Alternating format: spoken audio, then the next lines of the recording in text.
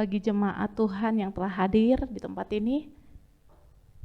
Mari kita mempersatukan hati kita untuk masuk ke dalam rumah Tuhan, menyembah Dia, Allah yang hidup, Allah yang berkuasa di atas segala-galanya. Saya mengundang jemaat Tuhan untuk bangkit berdiri.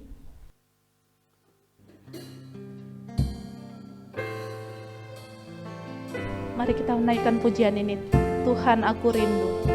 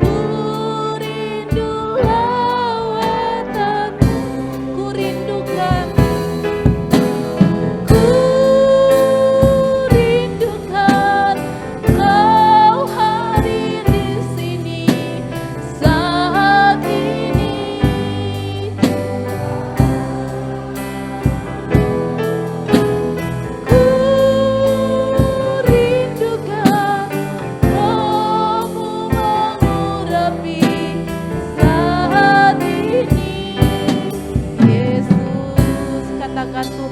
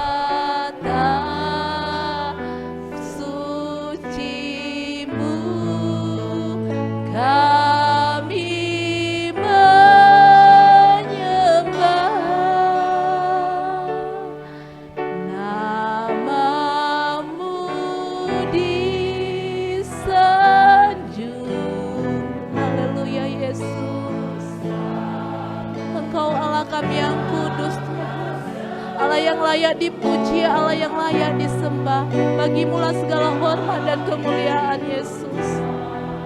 Hadirat-Mu Tuhan menjamah kami Tuhan. Haleluya. Kau Allah yang kudus, Kau Allah yang kudus.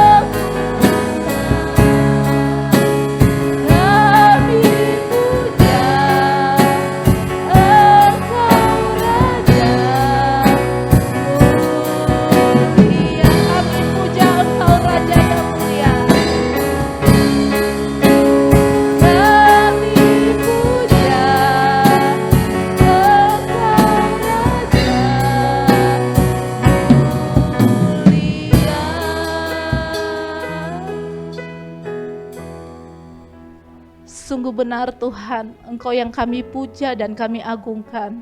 Karena Engkaulah Allah yang ajaib di dalam kehidupan kami, yang menyertai seluruh kehidupan kami, memberkati seluruh kehidupan kami Tuhan. Kami mau mempersiapkan hati kami Tuhan untuk memuji dan memuliakan nama-Mu, melewati puji-pujian yang kami panjatkan Tuhan pada hari ini. Biarlah Tuhan, Roh Kudus-Mu Tuhan, yang mengambil alih Tuhan ibadah kami Tuhan pada saat ini, mulai dari awal, pertengahan hingga akhirnya Tuhan. Roh Kudus-Mu yang menolong setiap kehidupan kami, berkat-Mu Tuhan melimpah atas kami. Kami merasakan Tuhan ada kuasa yang turun dari surga Tuhan di tempat ini. Dan kami mau Tuhan Yesus, Engkau bekerja melawat hidup kami Tuhan, pribadi lepas pribadi. Kami mau menyerahkan ibadah kami ke dalam tangan Tuhan. Di dalam nama Yesus kami berdoa dan mengucap syukur. Haleluya, amin. Kita angkat pujian, anak cucunya tidak akan meminta-minta. Begitu besar kasih Allah akan kita.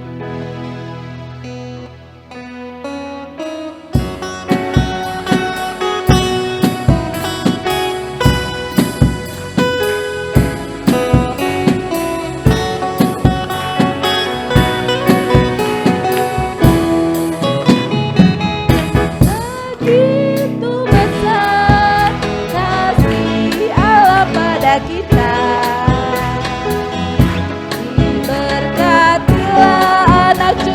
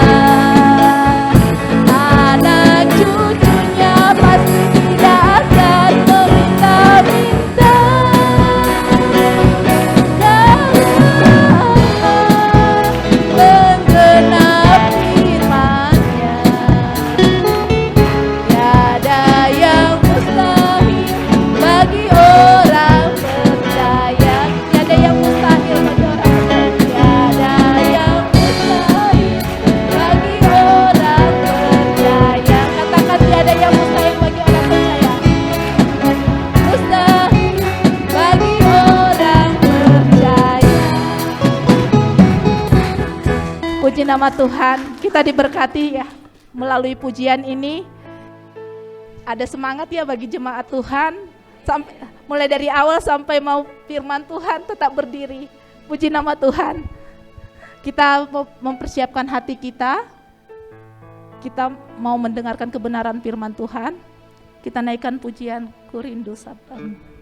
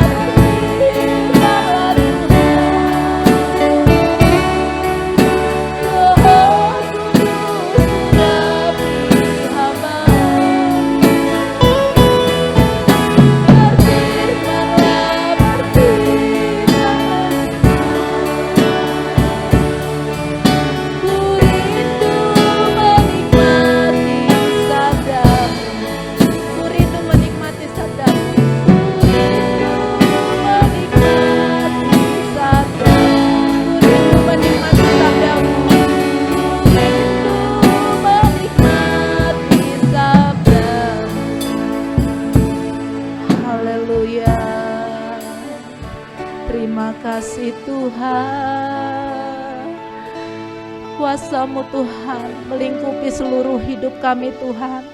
Kami mau mendengarkan kebenaran firman-Mu. Kami siap Tuhan, Roh Kudus-Mu melawat setiap kehidupan kami, khususnya hamba-Mu yang akan menyampaikan kebenaran firman-Mu. Urapi hamba-Mu Tuhan, biarlah segala kata-kata yang diucapkan melalui kebenaran firman-Mu Tuhan, itu sesuai dengan keinginan hati Tuhan untuk meneguhkan iman kami Tuhan di dalam dunia ini, sehingga kami tetap hidup kudus di hadapan Tuhan. Berkatilah kami Tuhan, pribadi lepas pribadi. Kami sambut kebenaran firman-Mu Tuhan, di dalam nama Tuhan Yesus kami berdoa dan mengucap syukur. Haleluya, amin. Shalom Bapak Ibu Saudara yang kasih Tuhan. Mari kita akan bersama-sama merenungkan firman Tuhan. Tema firman Tuhan hari ini adalah komitmen.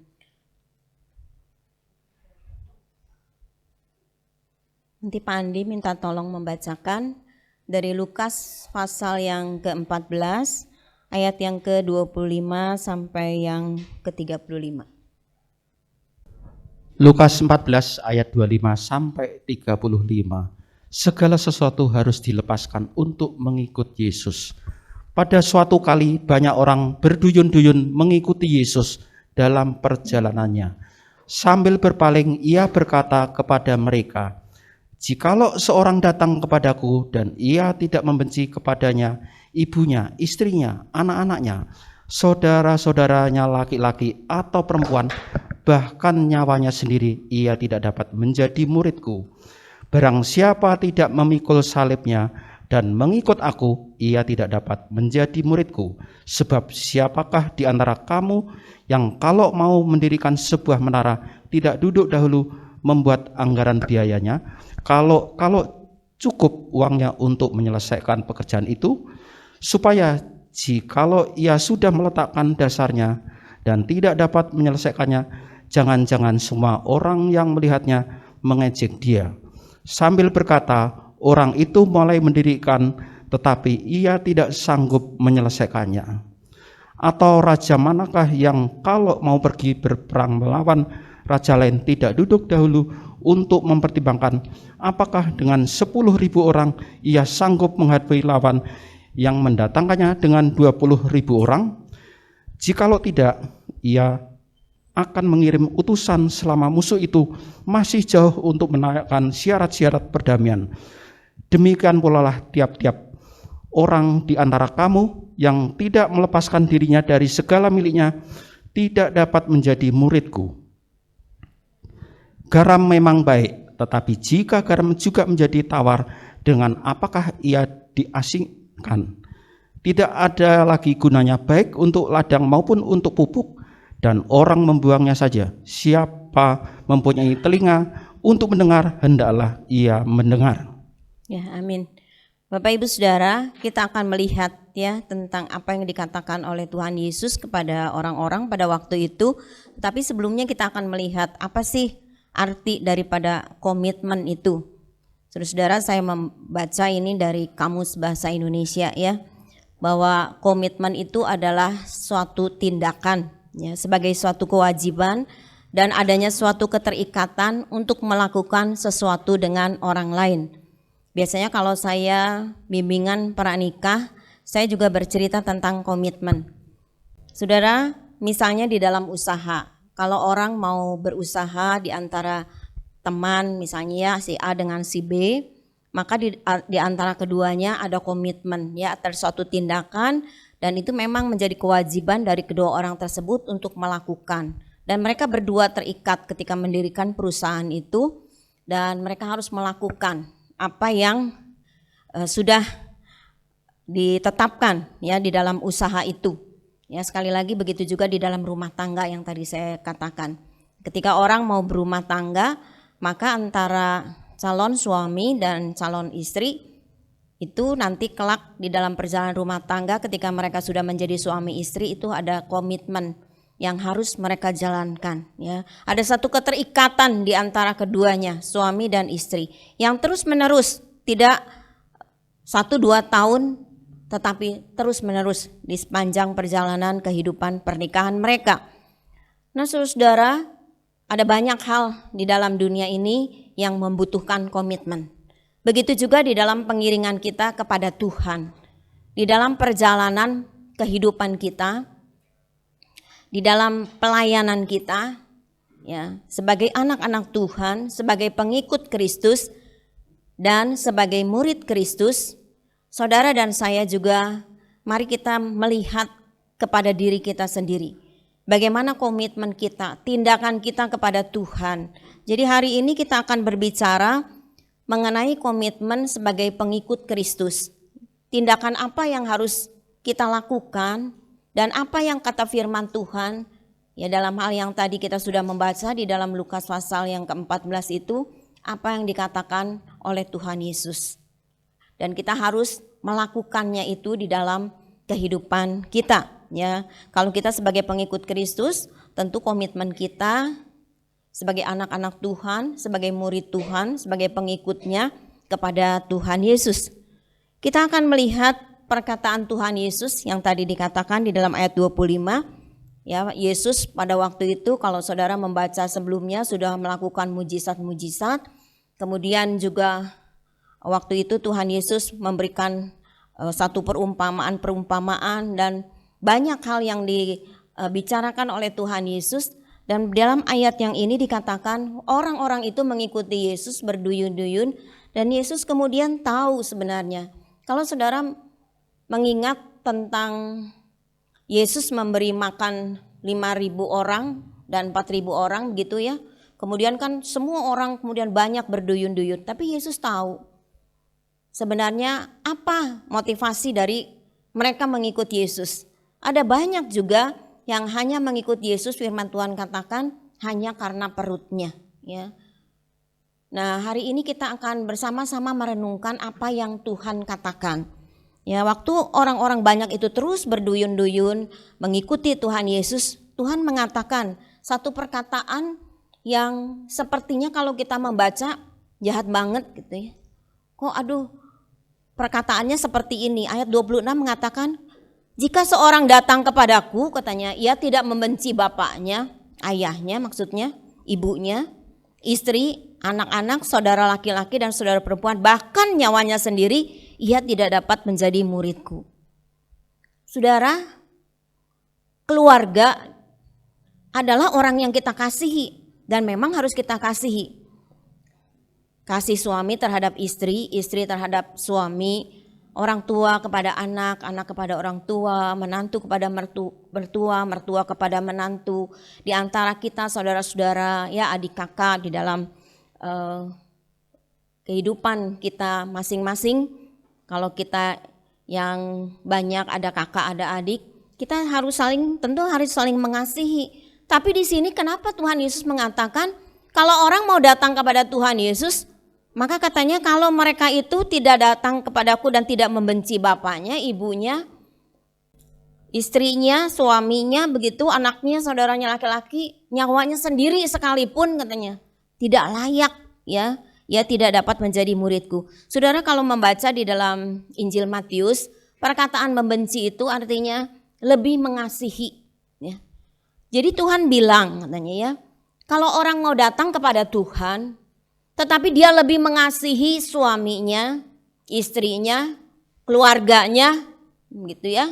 Hobinya mungkin, ya ada orang yang kan punya hobi sampai wah sulit sekali. Kalau sekarang nggak tahu hobi orang barangkali berbeda dengan yang dulu. Kalau dulu saya suka mendengar ada orang yang hobinya memancing ya, orang Kristen nih ceritanya. Jadi kalau hari Minggu ya udah nggak usah ke gereja. Dulu masih sulit ya ada YouTube begitu, ada ibadah online. Ya udah nggak ke gereja, lebih baik mancing aja gitu. Itu karena punya hobi. Kalau ditanya kenapa punya hobi, banyak macam-macam orang punya hobi ya saudara-saudara. Mungkin ada yang memelihara ternak, punya tanaman dan lain sebagainya. Apakah Tuhan tidak memperbolehkan kita gitu mengasihi apa yang kita punya, bahkan dikatakan nyawanya sekalipun begitu? Tapi yang Tuhan maksudkan adalah jangan kita mengasihi apa-apa yang ada di sekeliling kita, keluarga kita, orang-orang terdekat kita, bahkan apa yang kita lakukan di dalam kehidupan ini lebih dari Tuhan di dalam kehidupan kita. Jadi saya menyimpulkan hal yang pertama, perkataan Tuhan Yesus itu bahwa kita harus mengutamakan Tuhan lebih dari segala perkara di dalam kehidupan ini. Dialah yang terutama dan utama di dalam kehidupan kita. Saudara, bagi mereka yang sudah berumah tangga, punya istri, punya suami, punya anak-anak, punya keluarga, saudara dan saya mengasihi mereka, tapi tidak boleh mengasihi mereka lebih daripada Tuhan. Bukan karena saudara datang ke gereja, saudara melayani begitu, kemudian sudah otomatis kita itu di hadapan Tuhan mengasihi Tuhan. Tuhan yang menyelidiki hati kita. Tuhan yang tahu hati kita yang terdalam. Saudara, ketika saya membaca ini dan merenungkan kembali, yang sering kali barangkali kita merenungkan, membaca, itu juga berlaku terlebih dahulu buat saya. Saya berkata kepada Tuhan, bukan karena saya bisa berkhotbah, saya diberikan kesempatan oleh Tuhan, bisa sekolah di Tiranus begitu. Kemudian jadi saya udah otomatis begitu ya. Saya mengutamakan Tuhan, lebih mengasihi Tuhan gitu. Tuhan yang bisa menyelidik hati kita yang terdalam. Dan hari ini saya tidak menuduh Bapak Ibu Saudara atau saudara menuduh saya. Tetapi kita melihat diri kita masing-masing. Sudahkah di dalam kehidupan ini kita mengutamakan Tuhan lebih dari segala perkara dalam hidup ini? Saya yakin apa yang dikatakan oleh Tuhan ini bukan kita membenci, kita mengacuhkan. Jadi kalau kita punya keluarga, masa bodoh gitu ya keluarga kita. Seperti saya pernah cerita waktu itu. Ya, melayani itu bukan berarti saudara terus setiap hari datang ke gereja di sini, berdoa di sini, baca Alkitab di sini, masa bodoh yang lain. Tidak, kita melakukan kegiatan kita. Bapak-bapak bekerja, ya, anak-anak muda yang sudah bekerja, anak-anak yang masih bersekolah. Semua kita melakukan aktivitas kita, kegiatan kita. Tapi yang lebih utama di dalam kehidupan ini adalah Tuhan. Mari kita melihat kepada diri kita. Kita boleh mengasihi mereka. Kita boleh mempunyai hobi, ya. Kita boleh mempunyai segala sesuatu di dalam kehidupan ini, tetapi kita harus mengasihi Tuhan lebih dari segala perkara.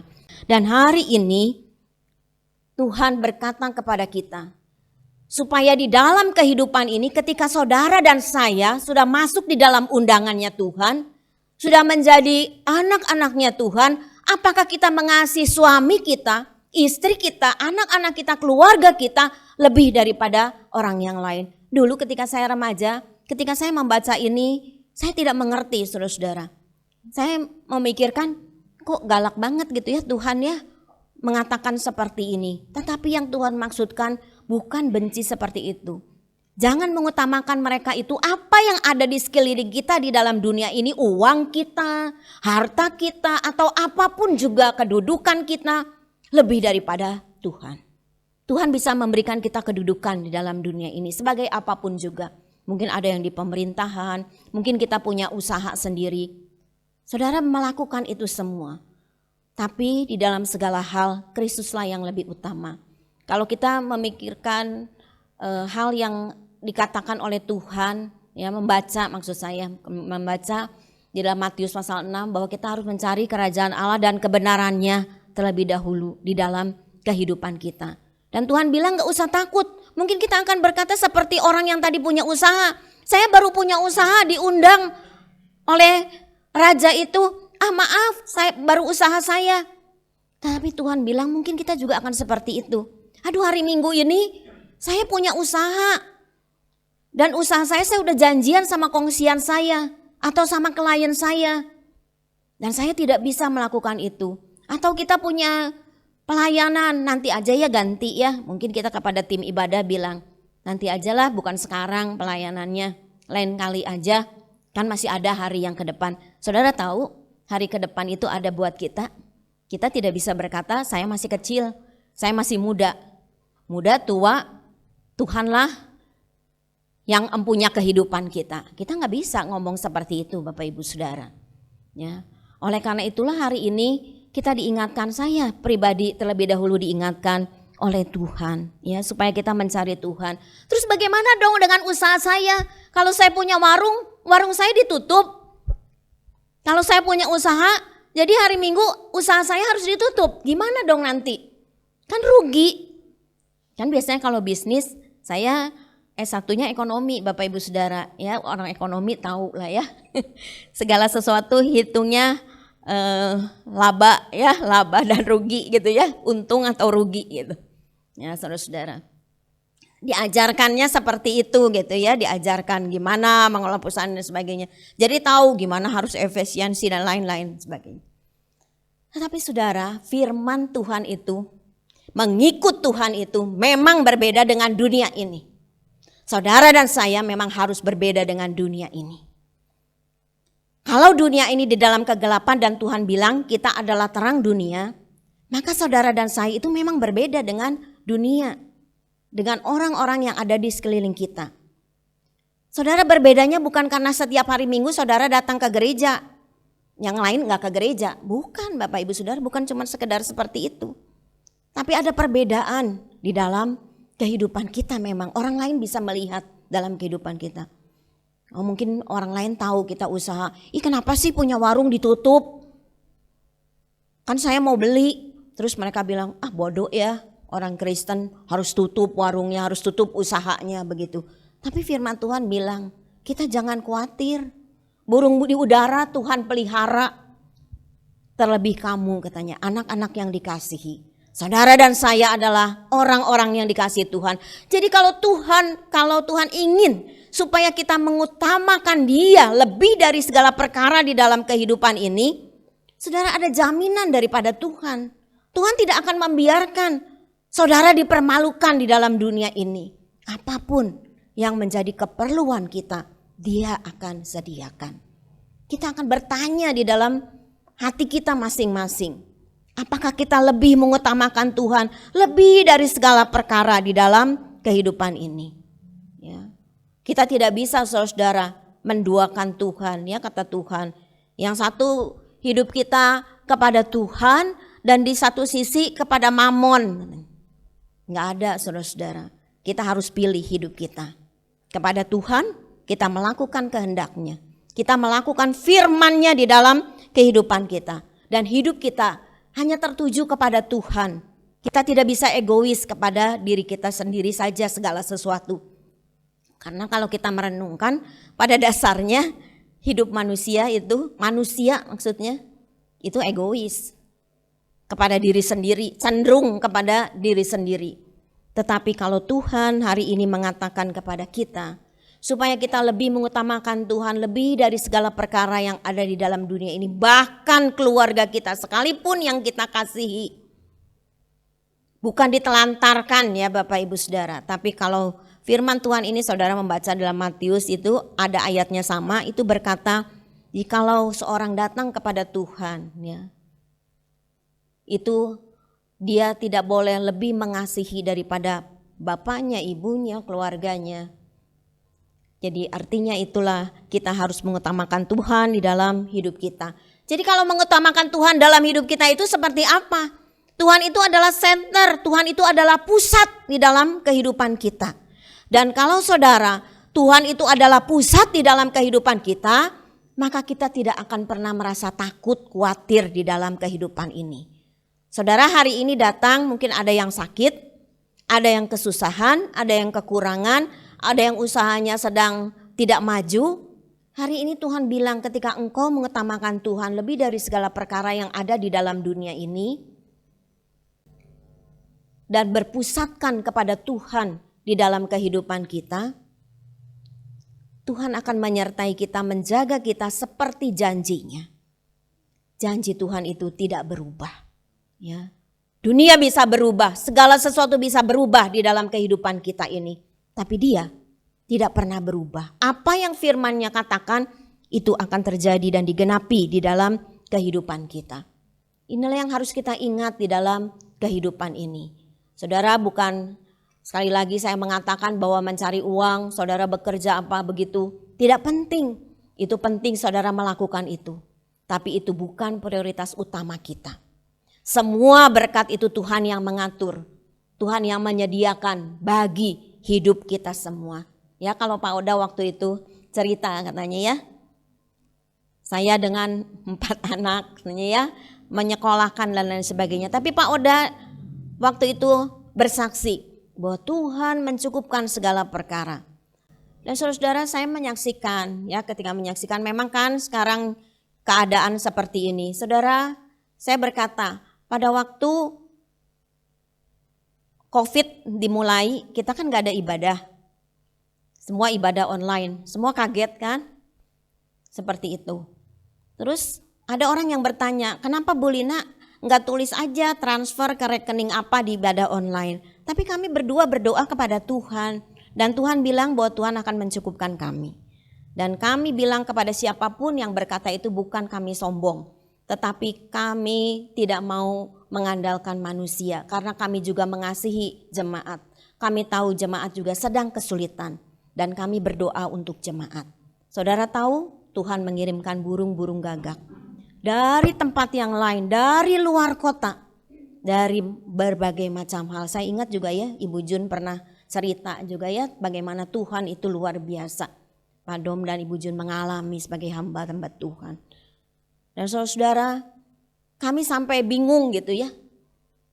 Orang yang tidak pernah kontak kepada kami tiba-tiba kontak. Tuhan sediakan semuanya. Saya ingat seperti Elia. Bagaimana Elia dipelihara melalui burung gagak ya di tepi sungai Kerit. Dan ketika sudah selesai masanya, Elia meneruskan perjalanan. Begitu juga dengan kami. Ketika selesai masanya dan kami mulai bisa dan kita bersama-sama bisa beribadah secara onsite. Tuhan sediakan dengan caranya yang berbeda. Tapi artinya saudara-saudara dari hal seperti itu kami belajar bahwa ketika kami mengutamakan Tuhan lebih dari segala perkara, kita tidak usah khawatir. Kita tidak usah takut. Apapun yang menjadi kebutuhan kita, Tuhan sediakan. Sesuai dengan keperluan kita tentulah. Nah saudara-saudara itulah hal yang pertama ya supaya kita mengutamakan Tuhan. Sekali lagi bukan karena kita harus membenci keluarga kita. Jangan mengasihi mereka lebih dari segala hal di dalam kehidupan ini ya saudara-saudara. Jadi kalau kita mengutamakan Tuhan kita tidak akan pernah khawatir di dalam kehidupan ini. Mari ganti ya rasa khawatir kita kalau hari ini ada yang datang karena sakit, karena kesulitan dan lain sebagainya. Ganti rasa takut dan khawatir kita dengan iman kita kepada Tuhan. Dengan percaya kita kepada Tuhan. Ya kita yakin segala usaha kita, segala pekerjaan kita, segala pergumulan di dalam rumah tangga kita. Tuhan yang akan membukakan jalan. Tadi kita menyanyikan pujian. Bahwa tidak dalam Tuhan itu tidak ada yang mustahil. Ya, dia adalah Bapa yang baik, Tuhan Yesus yang baik dalam hidup kita. Nah saudara-saudara, di dalam ayat yang ke-27 dikatakan barang siapa tidak memikul salibnya dan mengikut aku, ia tidak dapat menjadi muridku. Hal yang kedua, siap sedia memikul salib. Mengikut Tuhan, Tuhan ingin mengatakan, jangan enak-enak kepengen ikut-ikut Tuhan karena nanti kepengen berkatnya dan lain sebagainya. Ya bukan itu yang utamanya, ya mengasihi Tuhan dan bersedia memikul salibnya. Ya saudara-saudara artinya pengikut Tuhan bukan berarti nggak ada penderitaan. Waktu hari Jumat ya, mana Pak Haris? Oh, kita berdoa ya, Pak Haris berdoa. Ada di mana tempat ya yang tidak bisa beribadah karena keadaan-keadaan di negara kita saat ini. Dan banyak di tempat-tempat yang lain seperti itu. Karena nama Kristus. Ya. Orang menderita karena nama Kristus. Jadi saudara dan saya di sini Tuhan mengatakan ketika kita mau mengikut Tuhan, kita berkomitmen ingin melakukan apa kepada Tuhan sebagai pengikut Kristus, bersediakah? Ya, kalau di dalam kehidupan kita melayani Tuhan, kita mengiring kepada Tuhan, ada penderitaan di dalam hidup kita. Ada orang yang karena percaya Kristus, dia harus dibuang dari keluarganya. Artinya dia bersedia memikul salibnya, memikul penderitaannya. Ya ada firman Tuhan yang katakan kalau mau mengikut aku ikutlah aku katanya. Ya, Tuhan bilang ya supaya kita memikul salib dan menyangkal diri. Ya jadi hidup kita itu bukan tujuannya untuk diri kita sendiri Bapak Ibu Saudara. Ya jangan tujuannya cuma untuk diri sendiri tetapi semua kita kembalikan bagi kehendak Tuhan di dalam kehidupan kita. Ya kalau saudara membaca sekali lagi ayat-ayat sebelum ini ya Tuhan mengatakan ketika orang-orang yang berkerumun itu katanya kita harus masuk melalui jalan yang sempit, pintu yang sesak itu saudara-saudara ya. Kita harus mengikut Tuhan itu seperti itu. Sanggup enggak kita begitu saudara-saudara?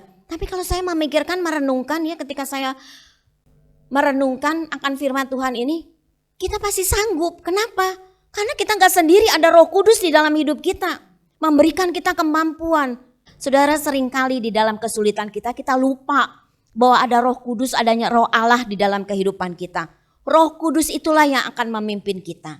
Ya, saudara-saudara, Roh Kudus itulah yang akan menolong kehidupan kita. Yang ketiga, Bapak Ibu Saudara, ada harga yang harus dibayar. Jadi Tuhan mengatakan kalau kita mikir, aduh Tuhan, kalau orang misalnya saudara punya pengikut begitu banyak ya, kemudian dia pasti akan berkata apa? Pasti akan berkatanya hal-hal yang baik gitu.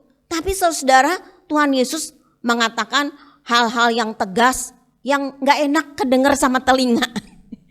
Kalau manusia kan enggak, coba saudara, kalau seorang pemimpin misalnya, ya apa aja lah punya apa gitu, grup apa begitu ya saudara ya, kalau banyak pengikutnya gitu.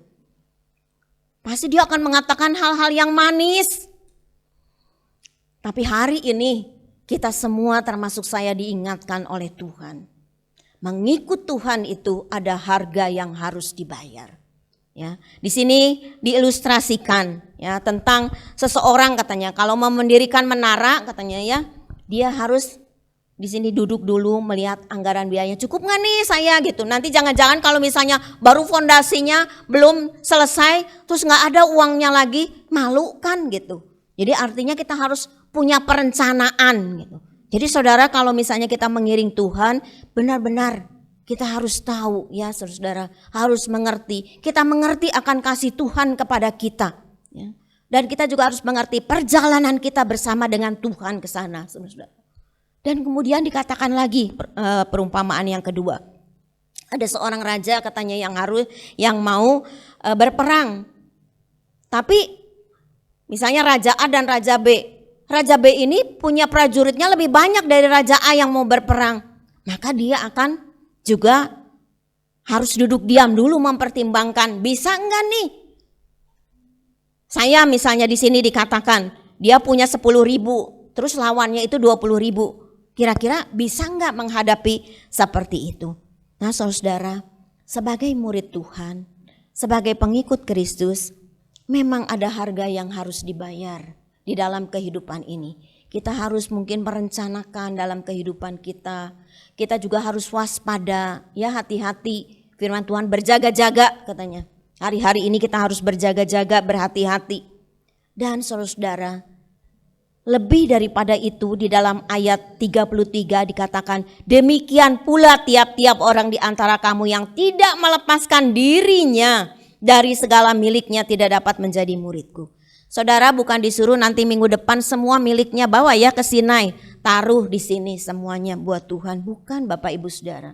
Apa yang kita punya, kita dapatkan di dalam kehidupan ini, kita harus serahkan diri kita kepada Tuhan. Penyerahan diri, itulah harga yang harus dibayar.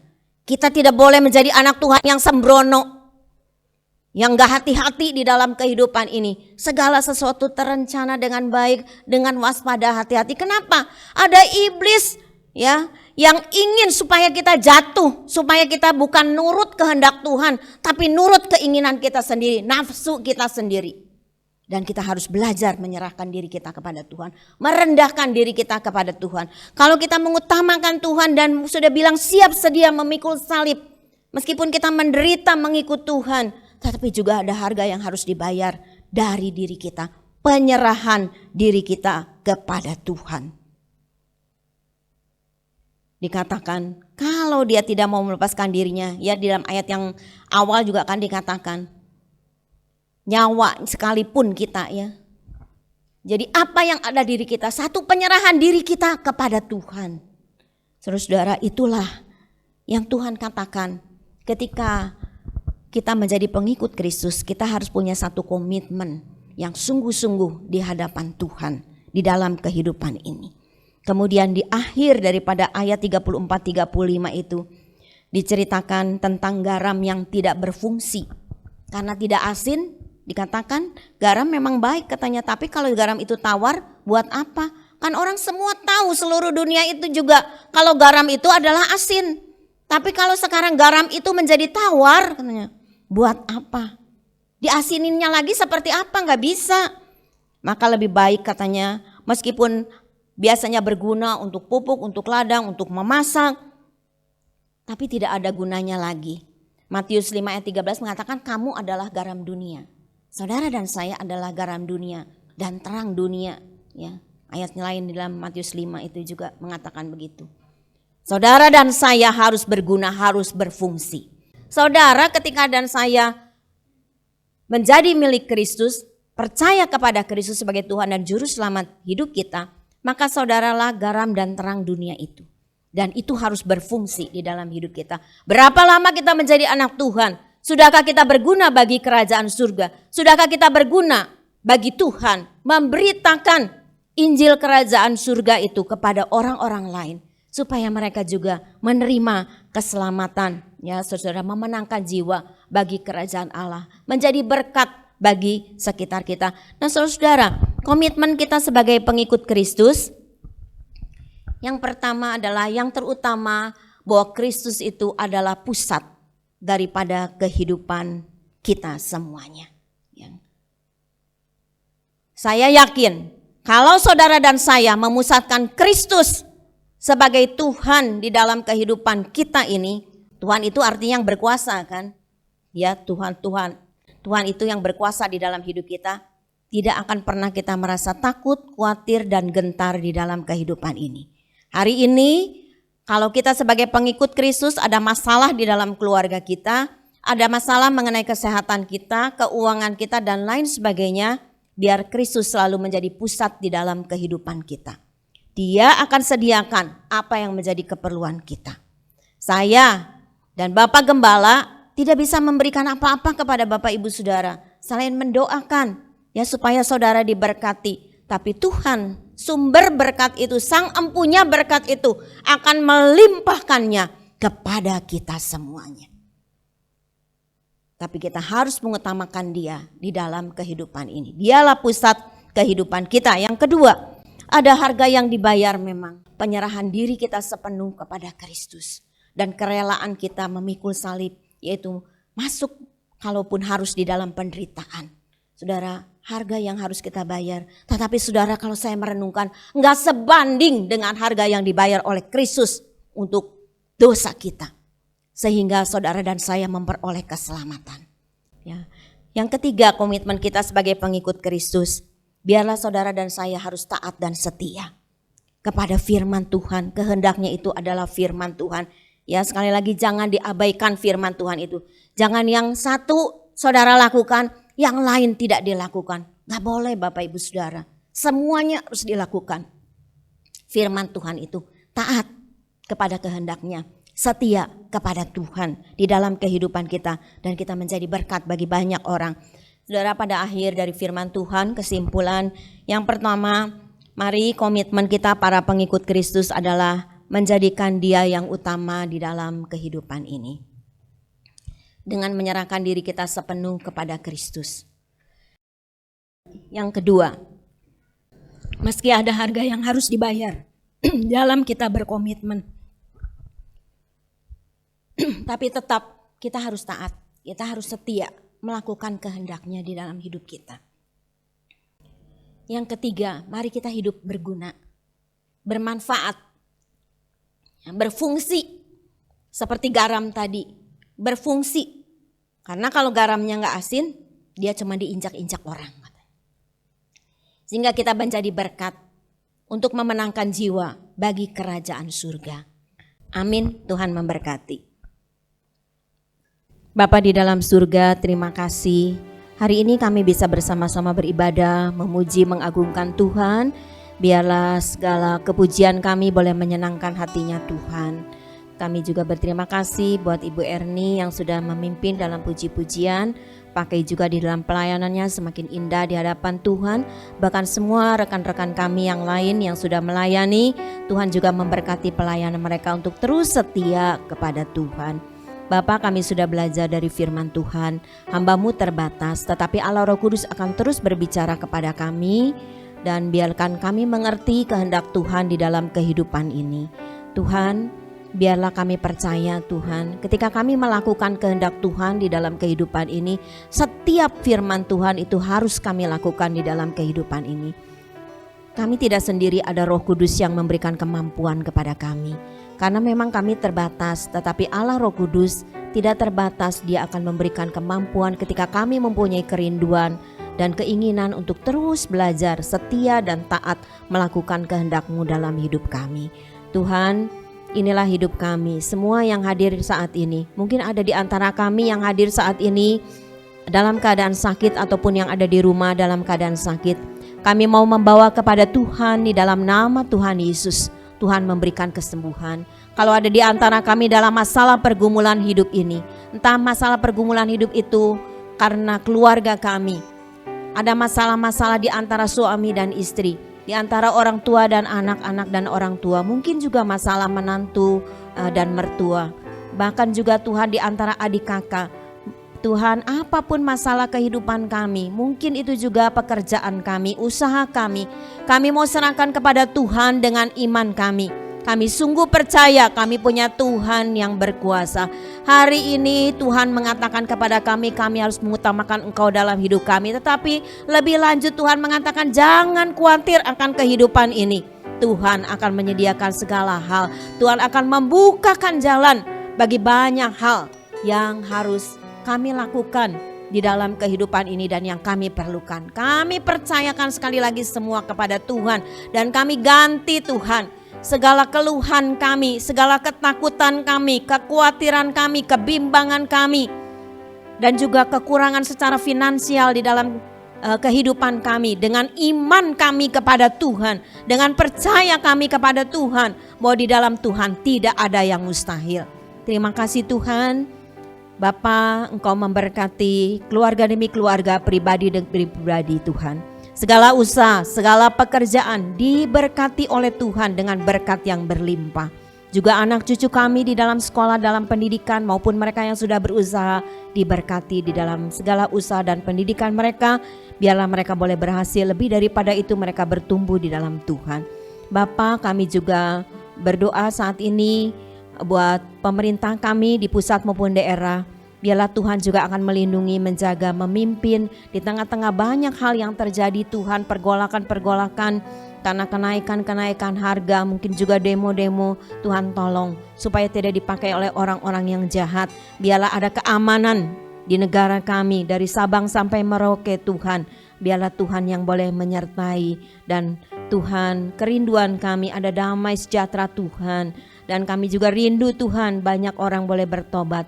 Terima Yesus sebagai Tuhan dan Juru Selamat, menerima keselamatan. Bukan hanya kami, tetapi mereka juga memerlukan Injil keselamatan itu. Dan kamilah orang-orang yang harus berfungsi, berguna di tengah-tengah dunia yang gelap ini. Terima kasih Tuhan, sebentar kami mau pulang. Sertai perjalanan kami, jauhkan kami dari segala mara bahaya, sampaikan kami dengan selamat di rumah kami. Segala puji, segala hormat dan syukur kami naikkan kepada Tuhan yang mengasihi hidup kami. Kami percaya Tuhan, setiap kami yang hadir maupun yang ada di rumah, semua sudah diberkati oleh Tuhan. Terpujilah nama-Mu. Saudara-saudara yang dikasihi Tuhan, terimalah berkat dan damai sejahtera daripada Allah Bapa di surga, kasih karunia dan rahmat daripada Tuhan Yesus yang tak berkesudahan, dan persekutuan Allah Roh Kudus akan menyertai hidup kita semua, mulai saat hari ini bahkan sampai selama-lamanya. Yang percaya dan diberkati berkata bersama, amin. Tuhan memberkati kita semua. Mari kita nyanyikan pujian yang terutama di dalam hidup ini.